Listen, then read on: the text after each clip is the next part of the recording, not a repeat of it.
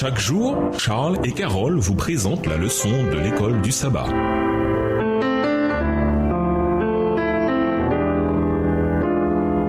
Bienvenue à votre émission.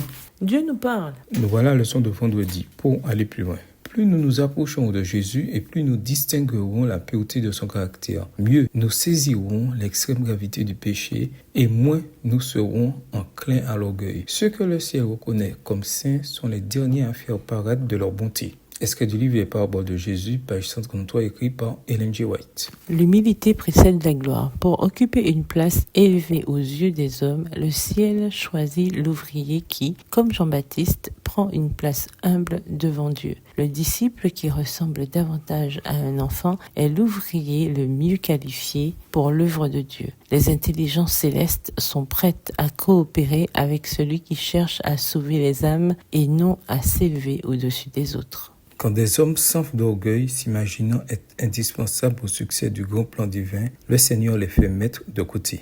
Il ne suffisait pas aux disciples d'être instruits concernant la nature du royaume. Il leur fallait un changement du cœur qui les mit en accord avec ses préceptes. La simplicité, l'oubli de soi-même, l'amour confiant d'un petit enfant, telles sont les qualités que le ciel apprécie. Elles constituent la vraie grandeur. Elle a du prix aux yeux de Dieu, l'âme sincère, animée d'un esprit de contrition, sans tenir compte du rang social, de la richesse du degré d'intelligence. Il appose son sceau sur les hommes devenus un avec Christ. Extrait du livre Jésus-Christ, page 433 et 434, livre écrit par Ellen G. White. À méditer.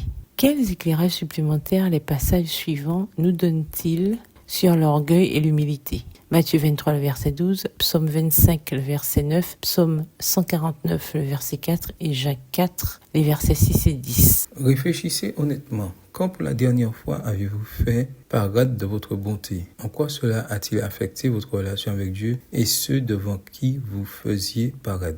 Qu'avez-vous besoin de changer dans votre vie pour vous humilier devant Dieu afin de fortifier votre marche avec lui? Résumé. L'orgueil peut être l'un des plus grandes pierres d'achoppement si l'on veut que notre relation avec Dieu grandisse.